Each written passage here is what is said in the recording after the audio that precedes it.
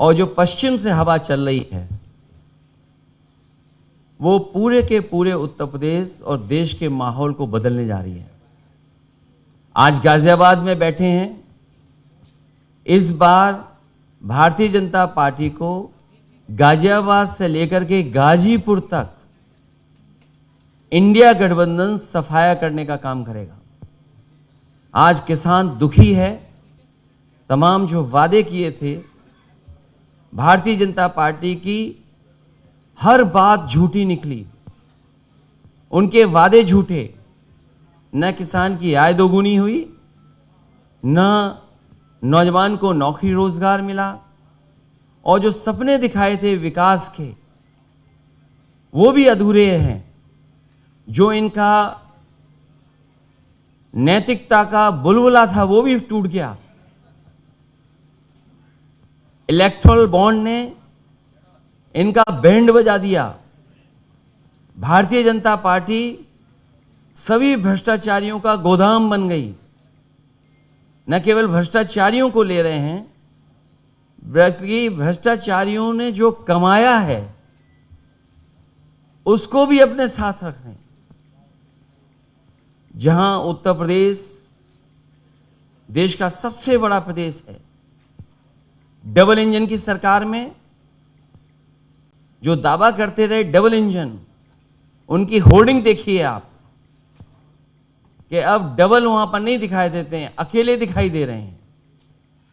इनके प्रत्याशी होर्डिंग से गायब हैं और चुनाव के बाद होर्डिंग पे जो अकेले हैं वो भी गायब हो जाएंगे और सफाया होने जा रहा है। इनका एक ही नारा है, झूठ बोलने का और लूटने का। लूट और झूठ भारतीय जनता पार्टी की पहचान बन गई है। पेपर लीक कितने हुए हैं? एक दो होते तो ठीक था, लेकिन 10 पेपर लीक हुए। और मैंने कई मौकों पर वो बात बताई कि अगर एक परिवार के हम केवल 3 सदस्यों को मान लें, जिस व्यक्ति ने परीक्षा लिखने की तैयारी की, जो परीक्षा नहीं दे पाया पेपर लीक के कारण, और उसके मां बाप को अगर हम जोड़ लें तो ऐसे 60 लाख नौजवान हैं। 60 लाख नौजवानों का भविष्य अंधकार में डाल दिया। और अगर 60 लाख का गुणा करें हम 3 से, 1 करोड़ 80 लाख, और 1 करोड़ 80 लाख को अगर हम डिवाइड कर दें 80 लोकसभाओं से, तो भारतीय जनता पार्टी का 2,25,000 वोट हर लोकसभा में कम हुआ है। इसलिए एक भी वोट बट ना पाए। जहां हमें मतदान करना है, वहीं मतदान के दिन हमें सावधान भी रहना है।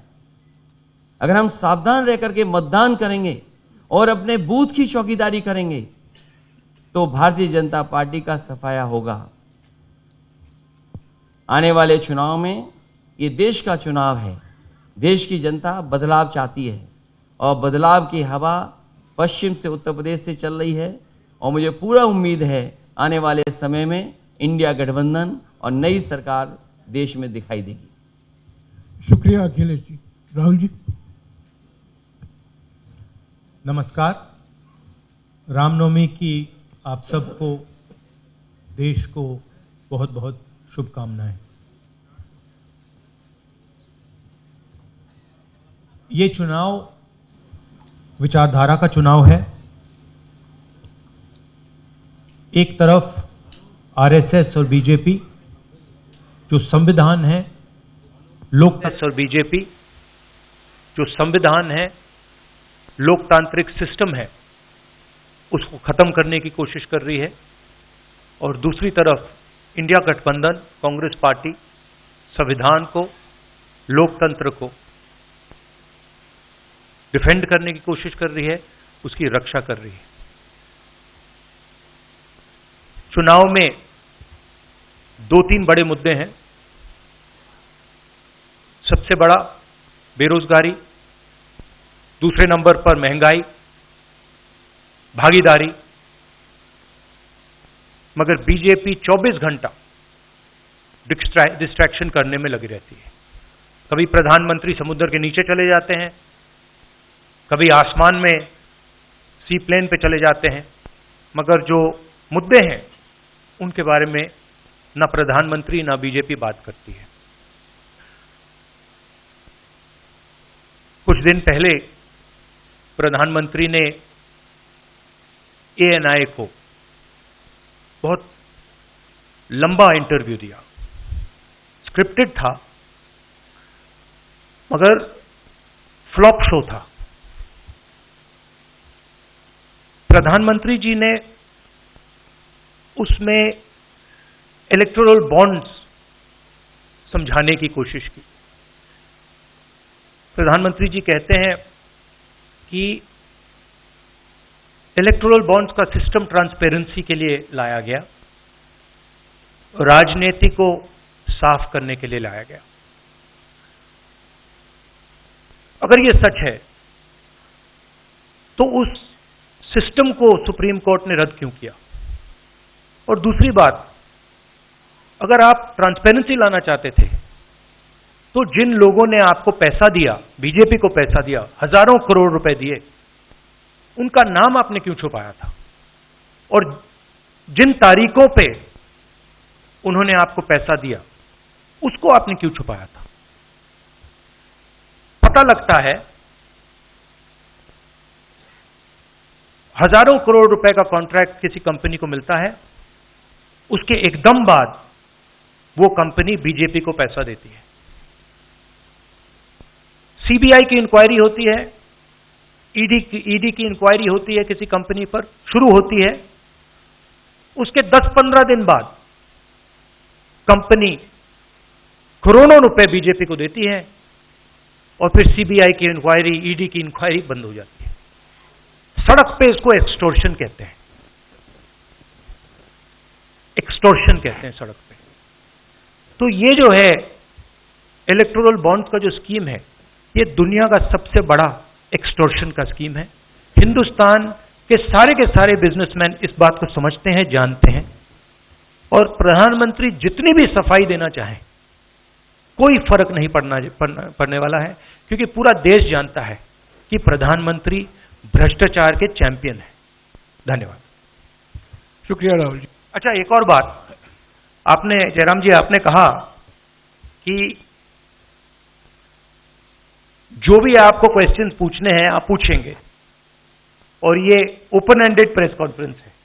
बट इसमें एक और बात, मुझे पहले ही 2-3 बीजेपी वाले क्वेश्चंस पता लग जाते हैं, तो वो तो गारंटी पूछे जाएंगे, तो उनके लिए मैं तैयार हूं। आजकल गारंटी का जमाना है राहुल जी। पहला सवाल महिकार सिंह जी, हिंदुस्तान हिंदी डेली से। माइक दीजिएगा।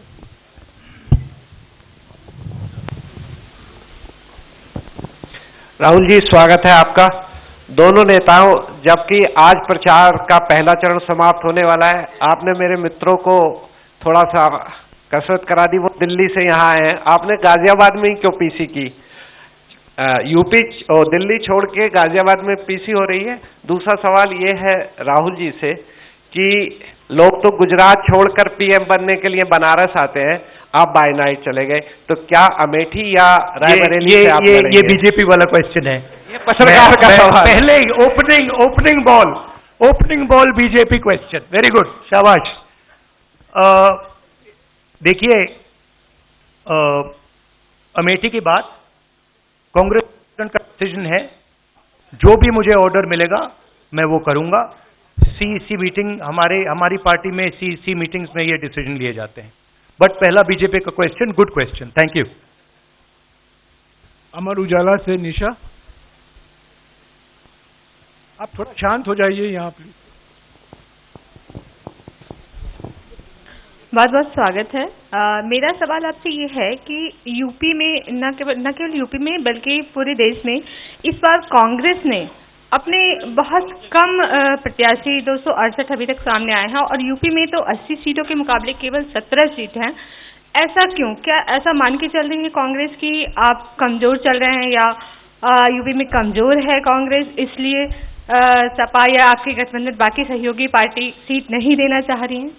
नहीं, हमने डिसीजन लिया है कि इंडिया गठबंधन चुनाव लड़ेगा और हमने सीट शेयरिंग की है और ओपन माइंडेड तरीके से दिल खोल के हमने सीट शेयरिंग की है। हम चाहते हैं कि थोड़ी सी हम फ्लेक्सिबिलिटी दिखाएं और ओपन माइंडेड तरीके से हम चुनाव लड़ें, इसीलिए हमने स्पेस हम अपने पार्टनर्स को दी है, पर इसका कोई कमजोरी का मतलब नहीं है। पीटीआई से अनवर।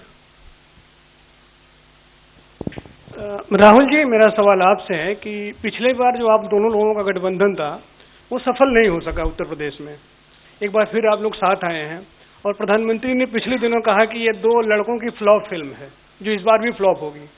तो आगे आप क्या उम्मीद कर रहे हैं इस गठबंधन से? उत्तर प्रदेश में कितनी सफलता मिलेगी और कितनी सीटों की उम्मीद है इस बार आप लोगों को? देखिए, मैं सीट्स का प्रेडिक्शन तो नहीं करता हूं,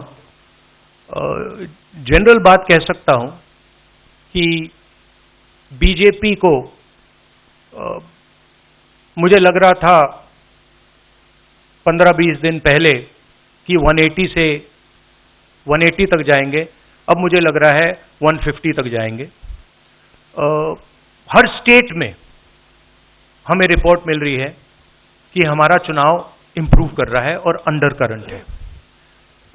जहां तक गठबंधन की बात है, यूपी गठबंधन की बात है, बड़ा पावरफुल गठबंधन है और बहुत अच्छा परफॉर्मेंस होगा हमारा उत्तर प्रदेश में। दैनिक जागरण से आदित्य त्रिपाठी। आप दोनों का बहुत बहुत स्वागत है। मेरा प्रश्न यह है कि उत्तर प्रदेश में एनडीए गठबंधन रोकने के लिए आपकी क्या रणनीति है? सॉरी, क्या? उत्तर प्रदेश में एनडीए गठबंधन को रोकने के लिए आपकी क्या रणनीति आप दोनों लोगों की?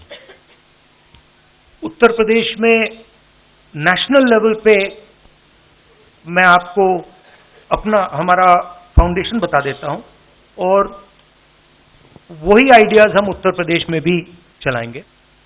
देखिए,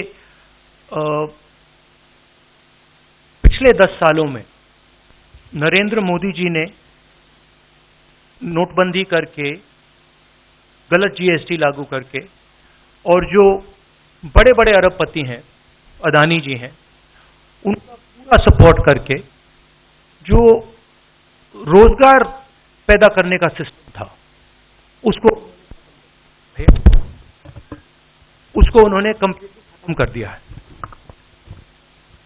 तो सबसे पहला काम जो रोजगार हिंदुस्तान के युवाओं को मिलना चाहिए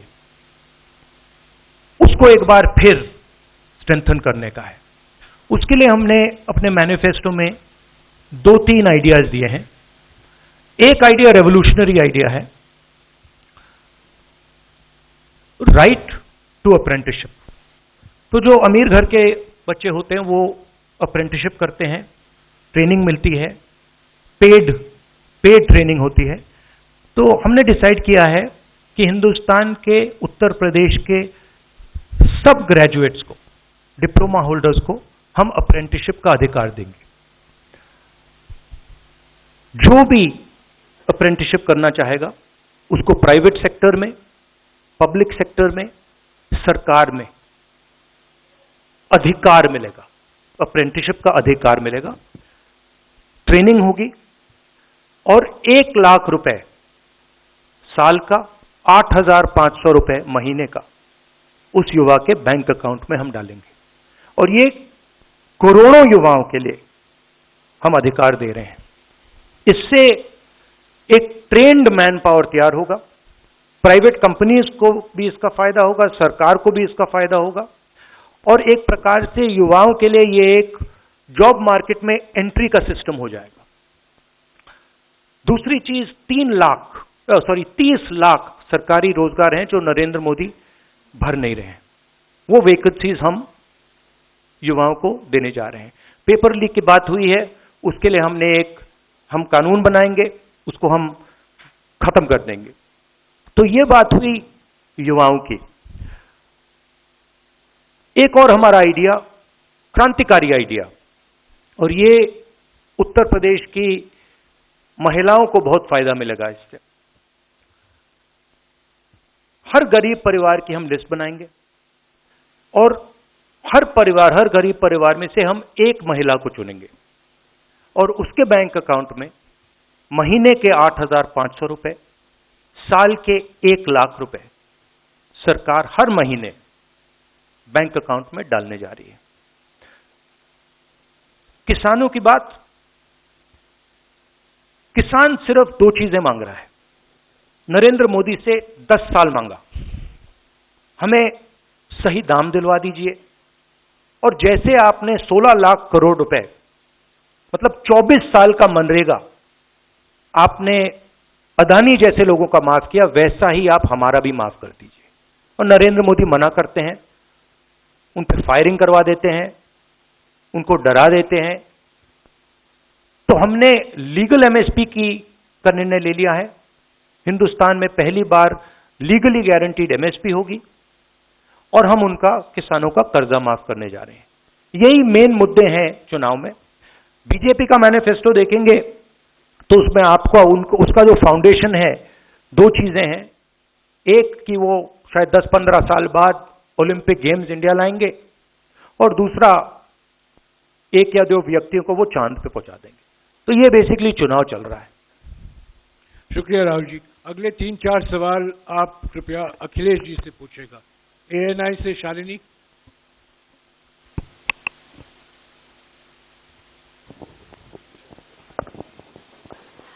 पहला सवाल राहुल जी से है। अखिलेश जी से पूछेगा प्लीज। उन्होंने कृपया लगा दिया, इसलिए अब हमसे पूछिए। दोनों से पूछूंगी सर। पहला सवाल राहुल जी से है, जैसे कि पीएम ने कहा है कि मैं देश बचा रहा हूं, लेकिन इंडिया अलायंस जो है वो परिवार बचा रहा है, इस पर क्या कहेंगे सर? और जो दूसरा सवाल, सेकंड बीजेपी क्वेश्चन। सर दूसरा जो सवाल है मेरा वो ये है, और उन्होंने कहा एएनआई को जब इंटरव्यू दिया उसमें बोला कि ऐसा कौन सा जादू है कि एक झटके में गरीबी मिटा सकते हैं।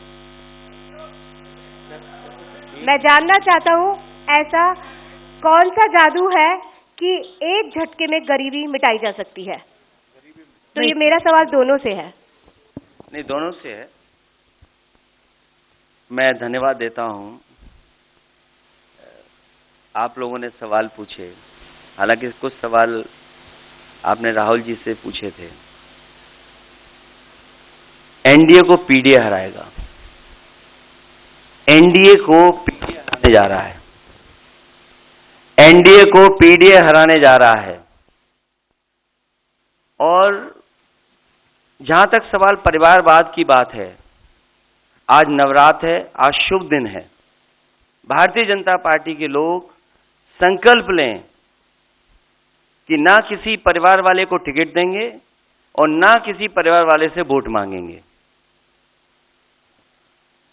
और गाजियाबाद में कार्यक्रम इसलिए किया है क्योंकि हम दोनों लोगों ने संकल्प लिया है। वो तो इंडिया गठबंधन का नाम भी ठीक से नहीं ले पाते हैं। INDIA तो इंडिया होता है, इंडी कब से हो गया? यहां से सफाया होगा गाजीपुर तक। जो 14 में आए थे वो 24 में चले जाएंगे, और यूपी वाले स्वागत भी अच्छा करते हैं। और इस बार तो ढोल नगाड़ा और सब कुछ की तैयारी है। इस बार विदाई भी बहुत शानदार होने जा रही है। Times Now Bharat, Ranjita. अखिलेश जी से। तो आपने जो गरीबी को एक झटके में मिटाने की बात की, देखिए ये कोई नहीं कह रहा है कि गरीबी को एक झटके में मिटाया जाएगा। हम ये कह रहे हैं कि गरीबी को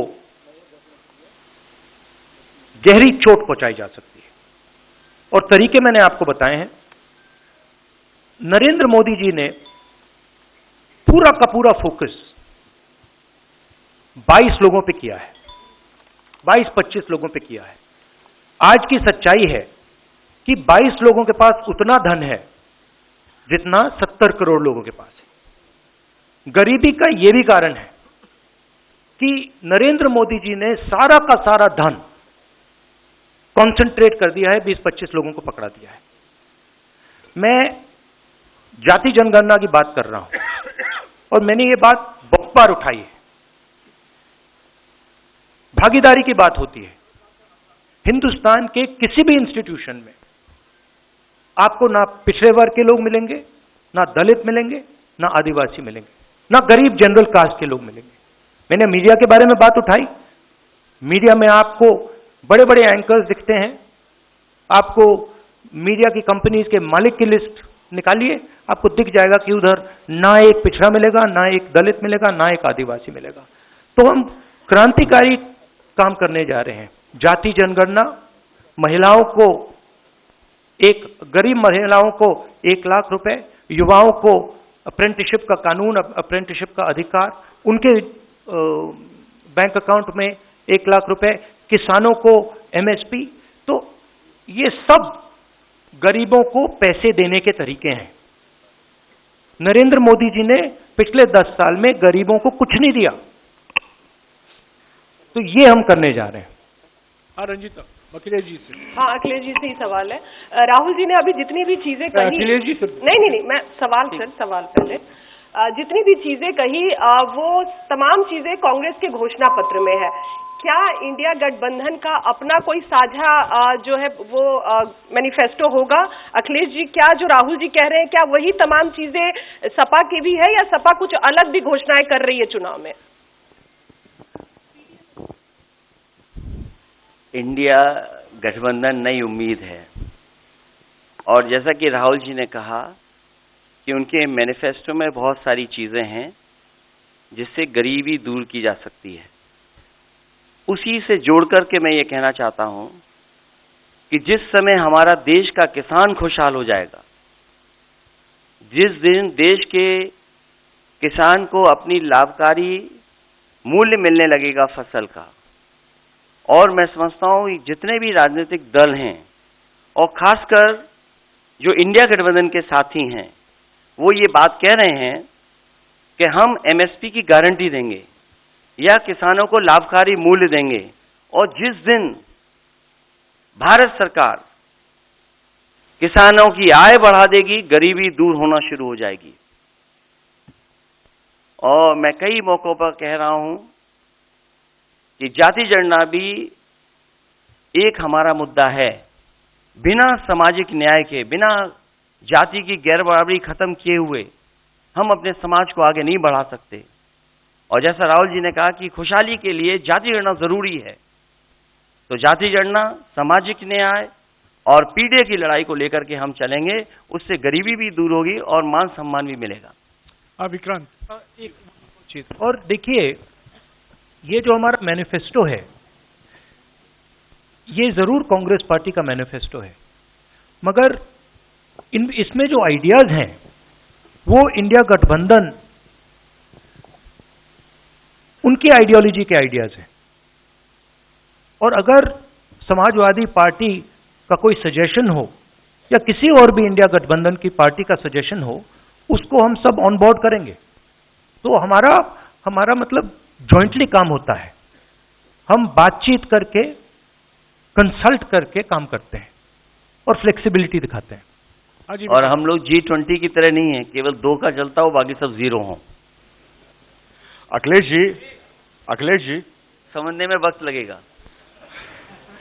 अखिलेश जी,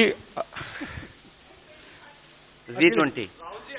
अखिलेश जी, एक मिनट अखिलेश जी, अखिलेश जी को बुलाया है। अखिलेश जी, राहुल जी, आप दोनों लोग, अखिलेश जी सामने, अखिलेश जी, राहुल जी, आप दोनों लोग 2017 में साथ आए थे। दोनों ने लखनऊ में प्रेस कॉन्फ्रेंस भी की थी, लेकिन 19 और 22 में आप दोनों अलग अलग हो गए, 24 में फिर साथ आए हैं। आखिर क्या वो मोमेंट क्या था जब दोनों के दिल में आया कि हाँ, हमको साथ आना चाहिए, जरूरी है? 7 साल बाद दोनों के दिल में कब ये मोमेंट आया कि हाँ, चलना है साथ? मूवमेंट क्यों बताना, हम साथ आ गए और साथ आ गए, यही मूवमेंट है।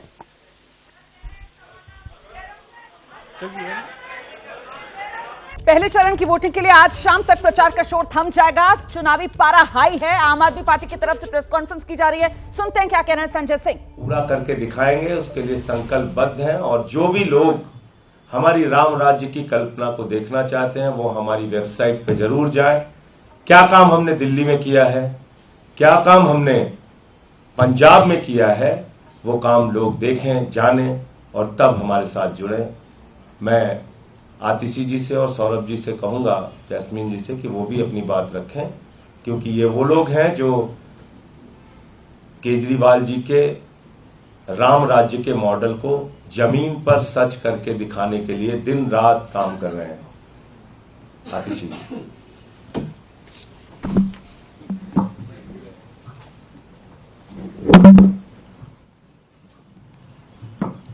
ये रामचरितमानस में लिखा है, रघुकुल रीत सदा चली आई, प्राण जाए पर वचन न जाए। और मुझे लगता है कि इसी से प्रेरणा लेकर दिल्ली के लोकप्रिय मुख्यमंत्री अरविंद केजरीवाल जी ने ठाना है कि जो वादे उन्होंने दिल्ली के लोगों को किए हैं, जो वादे उन्होंने पंजाब के लोगों को किए, उस वचन को पूरा करने के लिए वो पिछले 9 साल से लगे हुए हैं। भगवान श्री राम को, राम राज्य को यथार्थ करने में बहुत संघर्ष का सामना करना पड़ा। वो 14 साल के वनवास के लिए गए, लेकिन उन्होंने अपना वचन नहीं तोड़ा। उसी तरह से अरविंद केजरीवाल जी को भी अपने वचन पूरे करने के लिए बहुत संघर्ष का सामना करना पड़ा है। चाहे वो केंद्र सरकार के, दिल्ली की चुनी हुई सरकार के काम रोकने के प्रयास हो, चाहे वो दिल्ली की चुनी हुई सरकार की कानून लाकर ताकत छीनने के प्रयास हो, और आज के दिन में जो अरविंद केजरीवाल जी को झूठे मुकदमे में गिरफ्तार किया है, शायद वो इस संघर्ष की पराकाष्ठा है। लेकिन इस संघर्ष की घड़ी में भी अरविंद केजरीवाल जी ने जो दिल्ली के लोगों को वादा किया है, जो पंजाब के लोगों को वादा किया है, वो चाहे जेल में हो, लेकिन आज भी 24 घंटे वो इन वादों को कैसे पूरा करना है उसके बारे में सोच रहे हैं।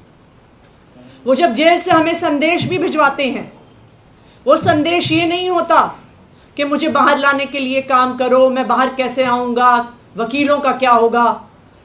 वो इस बात के लिए संदेश भेजते हैं कि दिल्ली में पानी की व्यवस्था ठीक है क्या, वो इस बात का संदेश भेजते हैं कि दिल्ली में स्वास्थ्य की व्यवस्था ठीक है क्या, दिल्ली में स्कूलों की व्यवस्था ठीक है क्या तीर्थ यात्रा में कोई दिक्कत तो नहीं आ रही, क्या बिजली की व्यवस्था में कोई दिक्कत तो नहीं आ रही।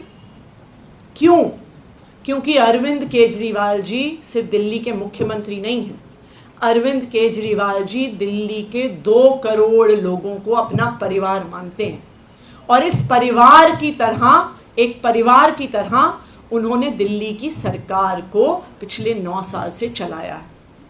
जो हमारी वेबसाइट है आपका राम राज्य, उसमें जो राम राज्य की अवधारणा जिस प्रकार से हम दिल्ली में उससे यथार्थ कर रहे हैं, जिस प्रकार से पंजाब में हम उससे यथार्थ कर रहे हैं, जो शिक्षा में काम, स्वास्थ्य व्यवस्था में काम, बिजली पानी में काम, शहीदों के सम्मान में काम जो हमने किया है, वो आपका राम राज्य वेबसाइट के माध्यम से हम पूरे देश के लोगों को पहुंचा रहे हैं।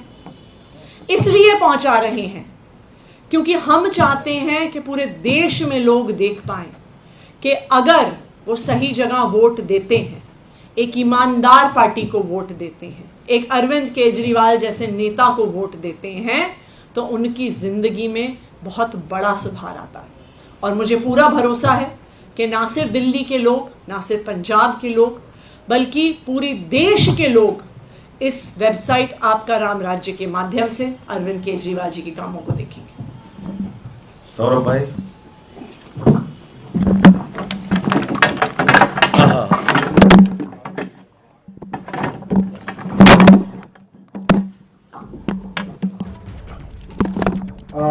जैसा कि संजय जी ने बताया, तो आम आदमी पार्टी की तरफ से प्रेस कॉन्फ्रेंस की जा रही है। आज रामनवमी का पर्व है और ऐसे में आम आदमी पार्टी ने लोकसभा चुनाव को लेकर अपनी वेबसाइट भी लॉन्च की है, और ये बताते हुए कि अरविंद केजरीवाल जो हैं वो दरअसल आम आदमी पार्टी की सरकार को राम राज्य, मॉडल ऑफ गवर्नेंस के आधार पर ही लोगों की जो जरूरियात हैं उसे पूरा करने में लगे हुए हैं। फिलहाल सलाखों के पीछे अरविंद केजरीवाल, लेकिन वहां से भी अरविंद केजरीवाल को दिल्ली के लोगों के हित की फिक्र सताती रहती है और इसी के निर्देश वो सलाखों के पीछे से भी देते रहते हैं। आम आदमी पार्टी ने तमाम बातें प्रेस कॉन्फ्रेंस में कही है। तो 573 लोकसभा सीटों में से एनडीए 373 सीटें जीतती नजर आ रही है। एबीपी न्यूज सी वोटर का जो सर्वे सामने आया है उससे तस्वीर यही उभर रही है कि एनडीए 373 और इंडिया गठबंधन के खाते में 155 सीटें जा सकती हैं। अन्य को 15 सीटें मिलने का अनुमान है। ये मोटे तौर पर ओपिनियन पोल का एनालिसिस है, लेकिन ऐसे में उत्तर प्रदेश, बिहार, महाराष्ट्र, पश्चिम बंगाल, मतलब ये देश के 4 बड़े राज्य, ये वो राज्य हैं जहां अगर लोकसभा की सीटों को जोड़ लिया जाए तो आंकड़ा 210 पर पहुंचता है। इसीलिए लोकसभा की सीटों के हिसाब से ये भारत की राजनीति के सियासी तौर पर हेवी वेट स्टेट्स माने जाते हैं। और सर्वे ये कह रहा है कि उत्तर प्रदेश, बिहार, महाराष्ट्र में एडवांटेज बीजेपी है। बंगाल में पिछली बार के मुकाबले बीजेपी अपना ग्राफ और बढ़ाती नजर आ रही है। लेकिन डेटा के भीतर वाला एक डेटा बताता है कि 210 में से 77 सीटें ऐसी हैं जहां या तो 1% या फिर महज 3% वाले वो सीट्स हैं, मतलब जहां पर कैंडिडेट आगे पीछे है, बहुत ही कम मार्जिन है। तो ऐसे में बात अब उस राज्य की जिसमें लोकसभा की सबसे ज्यादा सीटें हैं, आप समझ गए होंगे मैं उत्तर प्रदेश की बात कर रही हूं। यूपी तय करता है केंद्र में किसकी सरकार बनेगी। एबीपी न्यूज सी वोटर के फाइनल ओपिनियन पोल में उत्तर प्रदेश में एनडीए 73, इंडिया गठबंधन को महज 7 सीट ही मिल सकती है। पिछले चुनाव में 10 सीट पर जीत दर्ज करने वाली बहुजन समाज पार्टी इस बार खाता भी नहीं खोल पाएगी। जिस तरीके से 2014 में हुआ था उसी तरीके से बीएसपी का अंजाम 2024 में भी रह सकता है। ये तस्वीर उभरी है एबीपी न्यूज सी वोटर के इस ओपिनियन पोल में। और ऐसे में जो ओपिनियन पोल की बड़ी तस्वीर है, मैं जरा पहले आपको दिखाती हूं। यहां पर यूपी की 80 सीटें, एबीपी न्यूज सी वोटर का ये फाइनल ओपिनियन पोल जो बता रहा है कि महज 7 सीटें ही इंडिया गठबंधन के खाते में जा सकती हैं। और देखिए कैसे पूरा का पूरा उत्तर प्रदेश जो है वो भगवा रंग में रंगा हुआ नजर आ रहा है, मतलब एनडीए के खाते में जाता हुआ नजर आ रहा है। 73 सीटें जो एनडीए के खाते में जाएंगी और कमोबेश ये वैसी ही तस्वीर जिस तरीके की 2014 में थी। 2014 में भी ऐसी ही तस्वीर उत्तर प्रदेश लोकसभा चुनाव में सामने निकल कर आई थी। एनडीए 73, इंडिया 7, जिसमें से 5 सीटें 2014 में समाजवादी पार्टी, 2 सीटें कांग्रेस के खाते में गई थी। अब उत्तर प्रदेश की जो 80 सीटें हैं, फाइनल ओपिनियन पोल में 16 ऐसी सीटें हैं जहां टक्कर कड़ी है। इनमें से 7 सीटों पर तो महज 1% का ही वोट डिफरेंस है, जिससे हार जीत तय हो रही है। 9 सीटें ऐसी है जहां पर वोट मार्जिन जो है वो भी जबरदस्त टक्कर वाला 3% के भीतर यहां पर हार जीत का फैसला होता हुआ नजर आ रहा है, जो इन सीटों पर अहम फैक्टर साबित हो सकता है। मतलब ये जो आर पार है वो बहुत नजदीकी उत्तर प्रदेश की इन 16 लोकसभा सीटों पर होती हुई नजर आ रही है। तो आपको दिखाती हूं जरा इस बड़ी वॉल पर ये जो जबरदस्त टक्कर वाली सीटें हैं उत्तर प्रदेश में। 16 सीटों पर कड़ी टक्कर, जिनमें 16 में से 7 सीटों पर महज 1% वोट मार्जिन से फिलहाल ये सीट एक तरफ पाले में जाती हुई नजर आ रही है। और 9 ऐसी सीटें हैं जहां पर हार जीत का जो फासला है वो महज 3% के भीतर है। तो ऐसे में अगर इन सीटों पर 3% या 7 सीटों पर 1% वोट मार्जिन से वोट इधर से उधर होता है तो फिर हार और जीत जाहिर सी बात है तस्वीर बदल जाएगी। और ये तस्वीर किस तरीके से बदलेगी वो भी आगे आपको विस्तार से बताएंगे। फिलहाल ये आप देख रहे हैं NDA versus India. Uttar Pradesh में अभी मोटे तौर पर अगर आप आंकड़ा देखेंगे तो जाहिर सी बात है 73 जो है वो सीटें जाती हुई एनडीए के खाते में और महज 7 जो है वो इंडिया गठबंधन के खाते में आती हुई। इसी पर बात करने के लिए हमारे साथ हमारे 2 सहयोगी इस वक्त मौजूद हैं। अभिषेक उपाध्याय कैराना से हमारे साथ जुड़ रहे हैं, वीरेश पांडे हमारे साथ मौजूद हैं, उनका भी रुख करेंगे। पहले अभिषेक के पास आपको लेकर चलते हैं और जरा जानते हैं अभिषेक से कि ये कैराना मुजफ्फरनगर वाली जो सीट है खास तौर से वो भी उन्हीं सीटों में शुमार है जहां पर खेल हो सकता है। बहुत कम मार्जिन मुजफ्फरनगर सीट की अगर मैं बात करूं जहां पर फिलहाल ऐसा लग रहा है कि संजीव बालियान जो बीजेपी के कैंडिडेट हैं वो जीत जाएंगे, लेकिन अगर जरा सा खेल होता है तो फिर संजीव बालियान हार जाएंगे और हरिंदर मलिक मुजफ्फरनगर से समाजवादी पार्टी के जो उम्मीदवार इंडिया गठबंधन की तरफ से उनकी लॉटरी लग सकती है। अभिषेक, रोमाना, ये दो सीटों का आप जिक्र कर रही हैं, ये दोनों ही सीटें मार्जिन के लिहाज से बहुत ही ज्यादा संवेदनशील है। पिछली बार भी मुजफ्फरनगर में बहुत ही कांटे की लड़ाई हुई थी संजीव बालिवान और चौधरी अजीत सिंह के बीच में, और इस बार बस फर्क इतना है कि आरएलडी बीजेपी के साथ है, लेकिन उसके बाद भी अगर ये जो सर्वे आ रहा है उसमें लड़ाई कांटे की, तो आप समझ लीजिए कि सिचुएशन कितनी टफ है। यहाँ पर कैराना की सीट जहां करीब 1 लाख से बीजेपी जीती थी पिछली बार, वो सीट भी लड़ाई में मानी जा रही है। तो चीजें लोकल लेवल पर बदली हैं और उसकी वजह ये कि लोकल मुद्दे हावी हैं। रोमाना, मुजफ्फरनगर और कैराना, इन दोनों ही सीटों पर जब आप आएंगे तो आपको मालूम पड़ेगा लोकल मुद्दे, जो कैंडिडेट है उससे नाराजगी, उससे सहमतियां, ये यहां पर हावी हैं।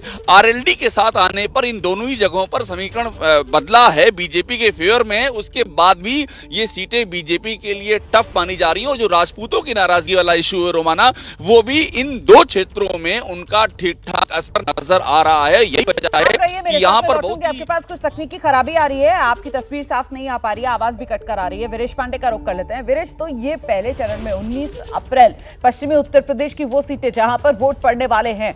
अभी जो इंडिया गठबंधन की प्रेस कॉन्फ्रेंस हुई है, अखिलेश यादव तो बड़ा दम भरते हुए नजर आया कि साहब परिवर्तन की शुरुआत पश्चिमी उत्तर प्रदेश से ही होगी, बीजेपी की सफाई की शुरुआत पश्चिमी उत्तर प्रदेश से होने वाली है। वीरेश,